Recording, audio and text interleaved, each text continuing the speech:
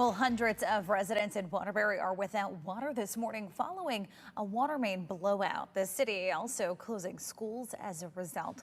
The impact of the water main break is being felt in neighboring towns like Watertown as well.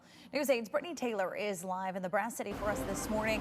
Brittany, you've been tracking this all morning. The city says it could still be quite some time before this all comes to a conclusion.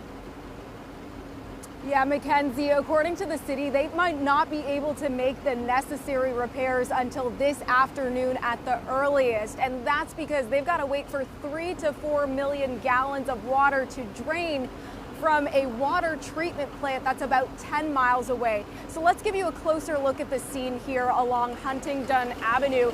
And you can see that steady stream of water. It's really loud as well. That is just bursting up into the air, up from the manhole here. Now you can see that bulldozer from the city is acting kind of like a shield so that that water doesn't spew everywhere. But as you can see, this is a really strong, steady stream of water that is just coming across Huntingdon Avenue, making its way across the roadway. We did get some shots from the scene earlier this morning. Want you to take a look at that. The mayor's telling us in an update earlier that this blowout was all caused by the aging infrastructure that's underground. Because those pipes are so old, crews have been unable to shut off a valve to stop the water from spewing out. And this has been going on since yesterday afternoon. As of 6:20 this morning, the city said about 1,000 residents in Waterbury and some in neighboring Watertown had no water. That's because Watertown gets its water supply from Waterbury. So those who live in high elevation areas are most impacted, and the number of people without water could grow as that water continues to drain. The mayor says a big priority here is making sure that the Waterbury Hospital is able to continue operating. He says that there is a reserve tank with about 5 million gallons of water for that hospital. Here's more of what Mayor Paul Penarewski said in a news conference earlier. Take a listen.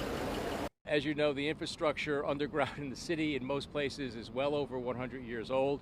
So typically when something like this happens, we would have been able to localize the problem by shutting off valves in the area. Unfortunately, because of the age of those valves, we are unable to get them shut off, so that we cannot stop the water flowing out of here and get in to make the repair. So again, back here live on scene along Huntingdon Avenue. Once again, they've got to wait for all of that water to drain before they could go in and make those necessary repairs. That is likely going to take until the afternoon hours. However, the mayor says that once all of the water is drained and that they're able to go in, the repairs should be relatively quick, within 1 to 2 hours. But in the meantime, residents that have been impacted are just being advised to have some bottles of water on hand. And again, as you mentioned, Mackenzie, all schools are closed in the Brass City for the time being. We're going to continue to monitor this situation, and we'll have the latest updates on air and online at WTNH.com. Live in Waterbury, Brittany Taylor, News 8.